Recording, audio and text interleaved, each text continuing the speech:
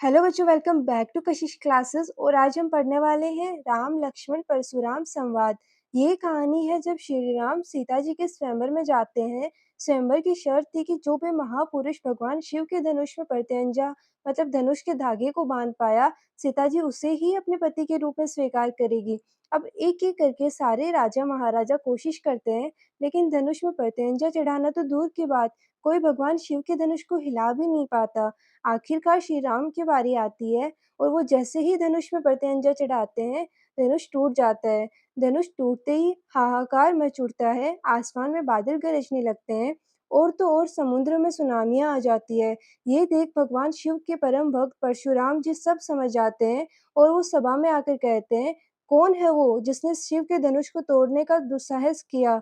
जिसे सुन श्री राम कहते हैं, नाथ समूह धनु भंज निहारा, होई क्यों एक दास तुम्हारा। आयसु का कहिए किन मोहि, सुनी रिसाई बोले मुनि मोहि कोई। श्री राम कहते हैं, हे नाथ, भगवान शिव का धनुष तोड़ने वाला आपका कोई दास ही होगा। मुझे बताएं, आपका क्या आदेश है। यह सुनकर परशुराम जी और भी ज्यादा क्रोधित हो जाते हैं और कहते हैं, सेवकू सो जो करे सेवकाई, अरि करनी करी कय लड़ाई। सुनहु राम जे शिव धनु तोड़ा, सहस बासु सम सो रिपु मोरा। तुम धनुष तोड़ने वाले को सेवक कहते हो? अरे सेवक तो वो है जो सेवा करे। भगवान शिव का धनुष तोड़ने वाला तो कोई शत्रु के भांति लड़ाई करने के योग्य है। सुनो राम, जिसने भी भगवान शिव का धनुष तोड़ने का दुस्साहस किया है, वो सहस बाहु की तरह मेरा दुश्मन है। इसके बाद आगे परशुराम जी कहते हैं, सो बिलगाऊ बिहाई समाजा, न तय मारे जेहि सब राजा। सुनी मुनि वचन लखन मुस्काने, बोली परशु दरहि अपमाने। तो अब एकदम गुस्से में आके परशुराम जी कहते हैं, जिसने भी भगवान शिव का धनुष तोड़ने का दुस्साहस किया है, वो अलग हो जाए, वरना बेवजह ही यहाँ उपस्थित सारे राजा महाराजा मारे जाएंगे। परशुराम जी की ये बातें सुन के श्री राम के छोटे भाई लक्ष्मण जी मुस्कुराते हैं और परशुराम का अपमान करते हुए कहते हैं, बहु धनुहि तोरी लरिकाई, कहू न असी रीस किन्हि गोसाई। यही धनु पर ममता के ही हेतु, सुनी रिसाई कै मुगुल कुल केतु।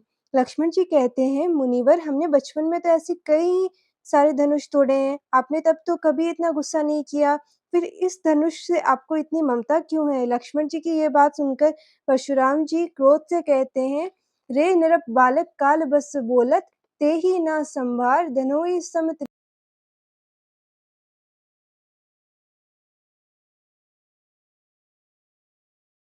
पूरा री धनु विदित सकल संसार।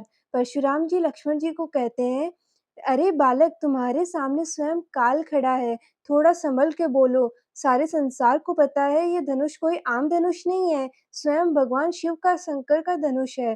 परशुराम जी को गुस्सा देख लक्ष्मण जी कहते हैं, लखन कहाँ हंसी हमरे जाना, सुनहु देव सब धनुष समाना। का छति लाबू जून धनु तोरे, देखा राम नयन के भोरे। मतलब मुनिवर, हमारे लिए तो सारे धनुष एक ही समान है और ये धनुष तोड़ के भला हमें क्या फायदा होगा। और राम जी की झुकी हुई आंख देखकर लक्ष्मण कहते हैं, छुअत टूट रघुपति हूँ न दोसु, मुनि बिनु काज करिए कत रोसु। बोले चित्रे परसु की ओरा, रे सुनहि स्वभाव न मोरा। अरे ये धनुष तो श्री राम के छूते ही टूट गया मुनिवर, इसमें उनका कोई दोष नहीं, आप तो बेवजह ही गुस्सा कर रहे हैं। ये सुनकर परशुराम जी अपने फस्ते की तरफ गुस्से से देखते हैं और कहते हैं, अरे बालक, तुम मेरा स्वभाव नहीं जानते। और कहते हैं, बालकु बोली भदो, नहीं तोहि केवल मुनि जड़ जानहि मोहि। बाल ब्रह्मचारी अति कोहि, विश्व विदित क्षत्रिय कुल द्रोही।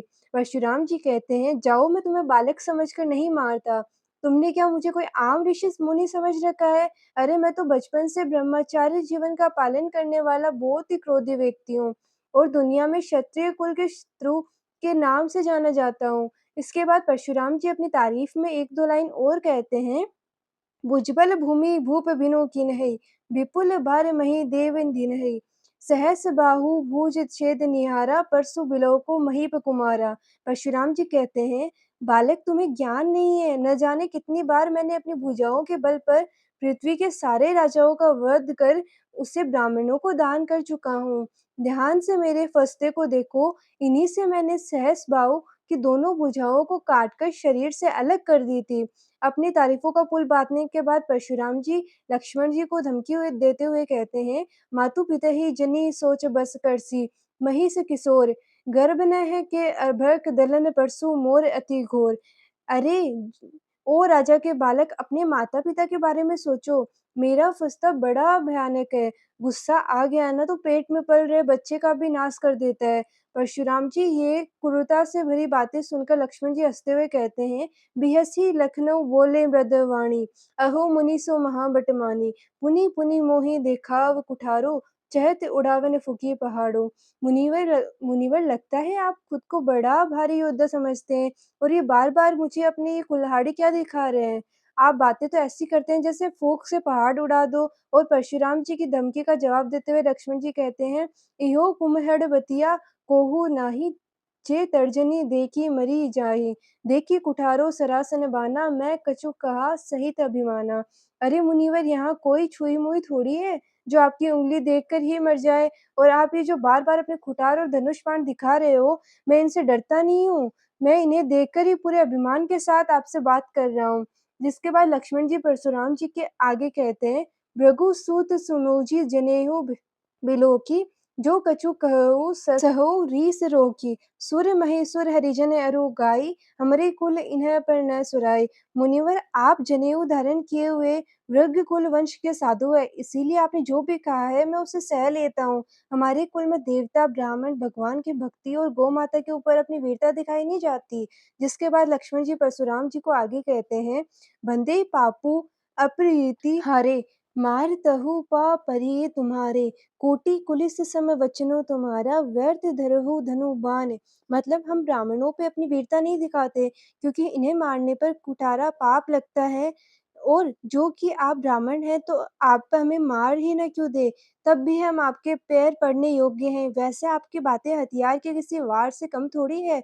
व्यर्थ ही आप अपने साथ धनुष बाण और ये कुठार रखते हैं। आखिर की इन दो साखियों में लक्ष्मण जी परशुराम जी को कहते हैं, जो बिलो की अनुचित कहेऊ क्षमहु महामनि धीर, सुनि सरोष भृगुवस्मनि, बोले गिरा गंभीर। हे महामुनि, अगर आपको लगता है मैंने कुछ गलत कहा तो मुझे क्षमा कर दीजिए। ये सुनकर परशुराम जी बहुत ही गंभीर हो जाते हैं।